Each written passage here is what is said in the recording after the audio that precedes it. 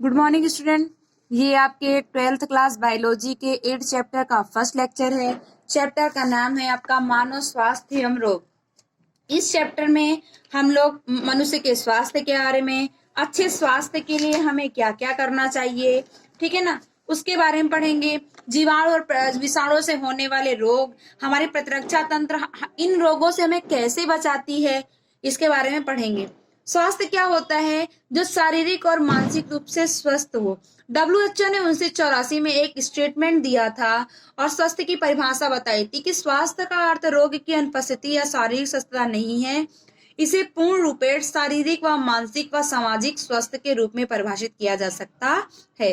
अच्छे स्वास्थ्य की जागरूकता के लिए हमें क्या क्या करना चाहिए? हमें संतुलित आहार लेना चाहिए, व्यक्तिगत स्वच्छता रखनी चाहिए, नियमित व्यायाम करना चाहिए, ठीक है ना। तो रोग क्या है, रोग के प्रकार क्या है, ठीक है ना। जन्मजात रोग क्या होता है, उपार्जित रोग क्या होता है, रोग जनक क्या होते हैं, रोग वाहक क्या होते हैं, इसके बारे में हम इस चैप्टर में पढ़ेंगे। तो चलिए देखते हैं स्वास्थ्य क्या होता है। स्वास्थ्य का अर्थ मात्र रोग की अनुपस्थिति अथवा शारीरिक स्वस्थता नहीं है। इसे पूर्ण रूपेण शारीरिक, मानसिक व सामाजिक स्वास्थ्य के रूप में परिभाषित किया जा सकता है। जब लोग स्वस्थ होते हैं तो काम में अधिक सक्षम होते हैं और इससे उत्पादकता भी क्या होती है, अधिक बढ़ती है, और आर्थिक संपन्नता भी क्या होती है, बढ़ती है। स्वस्थ लोगों का आयकर बढ़ता है और शिशु व मातृ मृत्यु दर में कमी होती है। ठीक, अच्छे स्वास्थ्य को बनाए रखने के लिए हमें क्या क्या करना चाहिए? अच्छे स्वास्थ्य को बनाए रखने के लिए हमें संतुलित आहार लेना चाहिए, व्यक्तिगत सुरक्षा करनी चाहिए, नियमित व्यायाम करना चाहिए, रोग व शरीर के विभिन्न प्रकारों पर उनके प्रभावों के बारे में जागरूकता रखनी चाहिए, संक्रामक रोगों के प्रति टीकाकरण करवाना चाहिए, रोग वाहकों का नियंत्रण व खाने व पानी के स्वच्छ रख रखाव अच्छे स्वास्थ्य के लिए क्या होते हैं, आवश्यक होते हैं। अब रोग क्या होता है बच्चों, यानी अच्छे स्वास्थ्य के लिए हमें क्या करना चाहिए? संक्रामक रोगों के प्रति टीकाकरण करवाना चाहिए, अच्छा भोजन लेना चाहिए, नियमित व्यायाम करना चाहिए, इससे हमारा स्वास्थ्य अच्छा रह सकता है। चलिए अब रोग क्या होता है, रोग किसे कहते हैं, चलिए देखते हैं। जब एक से अधिक अंग या अंग तंत्रों के कार्यों पर प्रतिकूल प्रभाव पड़े जो हमारे लिए अनुकूल ना हो तथा इसके कारण हमारे विभिन्न लक्षण उत्पन्न हो जाएं, तो इसे हम रोग कहते हैं, है ना। जब क्या होता है, अनुकूल परिस्थिति नहीं आती, प्रतिकूल परिस्थिति आती है और हमारा जो है रोग क्या कहते हैं, विभिन्न लक्षण दर्शाता है, उत्पन्न हो जाता है, तो इसे हम क्या कहते हैं, रोग कहते हैं। रोग दो प्रकार के होते हैं, एक होता है आपका संक्रामक रोग, दूसरा होता है आपका असंक्रामक रोग। तो संक्रामक रोग क्या होता है, चलिए देखते हैं।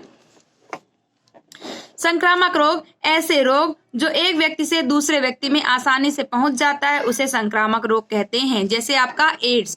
असंक्रामक रोग वे रोग जो एक व्यक्ति से दूसरे व्यक्ति में संचारित नहीं होते हैं, उसे असंक्रामक, यानी जो छुआछूत से फैलते हैं उनको संक्रामक रोग, और जो एक व्यक्ति से दूसरे व्यक्ति में नहीं जा सकते हैं उन्हें असंक्रामक रोग कहते हैं, जैसे आपका कैंसर। मानव में सामान्य रोग कौन कौन से हैं, चलिए देखते हैं। पहले हम देख लेते हैं रोग जनक और रोग वाहक क्या होते हैं। ऐसे जीव जो रोग उत्पन्न करते हैं उन्हें हम रोग जनक कहते हैं। जैसे आपने प्लाज्मोडियम जो होता है बच्चों, वो रोग उत्पन्न करता है, ठीक, लेकिन मच्छर के द्वारा वो जाता है, यानी जो, और दूसरा होता है रोग वाहक, जो जीव रोग को एक स्थान से दूसरे स्थान तक लेकर जाते हैं उन्हें हम क्या बोलते हैं, रोग वाहक। जैसे मच्छर के द्वारा मलेरिया रोग फैलता है और उसको उत्पन्न कौन करता है, प्लाज्मोडियम। तो प्लाज्मोडियम क्या हो गया, आपका रोग जनक हो गया, और रोग वाहक आपका क्या हो गया, मच्छर हो गया। ठीक, रोग जो उत्पन्न करता है उसको रोग जनक, और रोग को एक स्थान से दूसरे स्थान तक जो लेकर जाता है उसको रोग वाहक कहते हैं। चलिए अब देखते हैं रोग के प्रकार। रोग बच्चों दो प्रकार के, एक होता है आपका जन्मजात रोग और दूसरा आपका होता है उपार्जित रोग। जन्मजात रोग कैसे होते हैं? ऐसे रोग जो शिशु को जन्म से ही उपस्थित होते हैं वे जन्मजात रोग कहलाते हैं। ये रोग कैसे होते हैं? अनुवांशिक होते हैं। ये एक पीढ़ी से दूसरे पीढ़ी तक स्थानांतरित होते हैं। जैसे आपका डाउन सिंड्रोम। डाउन सिंड्रोम में मैंने आपको बताया था कि आपके 21वीं जोड़ी गुणसूत्र में क्या हो रहा था, लक्षण बढ़ रहा था, ठीक, एक गुणसूत्र की, ठीक। तो ये आपका कैसा है, जन्मजात रोग है। उपार्जित रोग में ऐसे रोग जो शिशु में जन्म के बाद क्या होते हैं, उत्पन्न होते हैं, उनको हम उपार्जित रोग कहते हैं। जैसे आपका एड्स, यानी जो जन्म से उत्पन्न होते हैं उनको जन्मजात रोग, जो जन्म के बाद उत्पन्न होते हैं उनको हम उपार्जित रोग कहते हैं। चलिए अब हम देखेंगे रोग, विषाणुओं द्वारा होने वाले रोग।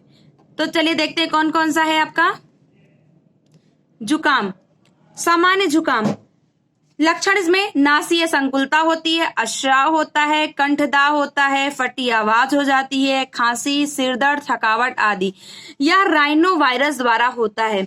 इसमें ये कैसे फैलता है बच्चों? संक्रमित व्यक्ति की खांसी या छींक से निकलने वाले बिंदु जब स्वस्थ व्यक्ति द्वारा सांस लेने पर अंदर आते हैं तब संक्रमण हो जाता है। ठीक, सबको पता है कि जुकाम में क्या होता है। ठीक, इसीलिए सब लोग कहते हैं कि यदि हम छींक रहे हैं, खांस रहे हैं तो मुंह पे हाथ रखकर या मुंह पर रुमाल रखकर ही छींकना चाहिए ताकि उसके वायरस दूसरी जगह ना फैले। नेक्स्ट है आपका पोलियो। यह दूषित जल से होता है तथा इसको उत्पन्न करने वाला कारक पॉलीमाइसिलिटीज है। ठीक है ना, पॉलीमाइसिलिटीज, यह दूषित जल से होता है। ठीक, पोलियो। नेक्स्ट है आपका खसरा। यह मीजल्स विषाणुओं द्वारा होता है। इसकी संक्रमण विधि ये वायु द्वारा होता है, खांसने से होता है और छींकने से होता है। ठीक है ना, मीजल्स विषाणु द्वारा होता है और वायु द्वारा खांसने से और छींकने से होता है। एक आपका होता है बच्चों रेबीज। रेबीज या कुत्ते के काटने से होता है, या रेबीज वायरस द्वारा होता है, इसमें मैंने लिखा नहीं है। रेबीज होता है, रेबीज वायरस द्वारा होता है, रेबीज रोग हो जाता है। रेबीज रोग होता है, रेबीज वायरस से होता है, रेबीज रोग होता है, रेबीज वायरस से होता है और कुत्ते के काटने से होता है। ठीक है, कुत्ते के काटने पर होता है। नेक्स्ट है आपका जीवाणुओं द्वारा होने वाला रोग। टाइफाइड या साल्मोनेला टाइफी जीवाणु द्वारा होता है। साल्मोनेला टाइफी जीवाणु का नाम है। यह रोग आमतौर से संदूषित भोजन, पानी द्वारा छोटी आंत में धंस जाता है और वहां से रक्त द्वारा शरीर के अन्य अंगों में पहुंच जाता है। इस रोग के कुछ सामान्य लक्षण हैं: लगातार उच्च ज्वर, कमजोरी, आमाशय में पीड़ा, कब्ज, सिर दर्द और भूख न लगना। गंभीर मामलों में आंतों में छेद हो जाता है और व्यक्ति की मृत्यु भी हो सकती है। यानी टाइफाइड जब होता है तो अगर अधिक मात्रा में हो जाता है तो आंतों में क्या होता है, छेद हो जाता है और व्यक्ति की मृत्यु भी हो जाती है। टाइफाइड रोग की पुष्टि के लिए हमें विडाल परीक्षण कराना चाहिए। कौन सा? विडाल परीक्षण हमें कराना चाहिए। चलिए नेक्स्ट है आपका न्यूमोनिया रोग। यह स्ट्रेप्टोकोकस न्यूमोनी और हीमोफिल्स इन्फ्लुएंजी बैक्टीरिया द्वारा होता है। इस रोग में फुफ्फुस के वायुकोष्ठ संक्रमित हो जाते हैं। फेफड़ा जो होता है उसके वायुकोष्ठ क्या होते हैं, संक्रमित हो जाते हैं और संक्रमण के फलस्वरूप वायुकोष्ठ में तरल भर जाता है जिसके कारण श्वास लेने में गंभीर समस्या होती है। इसके कारण ज्वर आता है। कुछ अन्य जीवाणुीय रोग जैसे पेचिस, प्लेग और डिप्थीरिया आदि हैं। प्लेचिस रोग का बैक्टीरिया बच्चों सिलेजनेला होता है, सिजेला होता है, सिजेला। हैजा रोग का होता है विब्रियो कॉलेरी। टिटनेस का होता है कॉलेस्ट्रीडियम टिटनेस। टीबी का होता है माइक्रोबैक्टीरियम ट्यूबरक्लोसिस। ठीक है ना। चलिए नेक्स्ट है आपका प्रोटोजोआ कवक द्वारा होने वाले रोग। इसमें होने वाला दाद है, इसमें होने वाला रोग दाद है जो टाइकोफाइकोटोन नामक कवक से होता है। टाइकोफाइटोन नामक कवक से होता है। इसमें आपको पता है ना, त्वचा आपकी शुष्क हो जाती है, शल्क पर आपके फंगस लग जाते हैं जिसके कारण दाद रोग हो जाता है। प्रोटोजोआ से होने वाला रोग मलेरिया प्रोटोजोआ के कारण होने वाला रोग है या प्लाज्मोडियम नामक प्रोटोजोआन से होता है। मैंने ये बताया था मलेरिया प्लाज्मोडियम की कई जातियां होती हैं जिसमें प्लाज्मोडियम फैल्सीपेरम, बच्चों जो प्लाज्मोडियम फैल्सीपेरम होता है वो आपका सबसे खतरनाक होता है। इसमें प्लाज्मोडियम की बहुत सारी जातियां पाई जाती हैं। प्लाज्मोडियम वाइवेक्स पाया जाता है, प्लाज्मोडियम मैलेरियाई पाया जाता है, प्लाज्मोडियम फैल्सीपेरम पाया जाता है और सबसे घातक कौन सा होता है, फैल्सीपेरम होता है। चलिए अब देखते हैं आपका प्लाज्मोडियम का जीवन चक्र।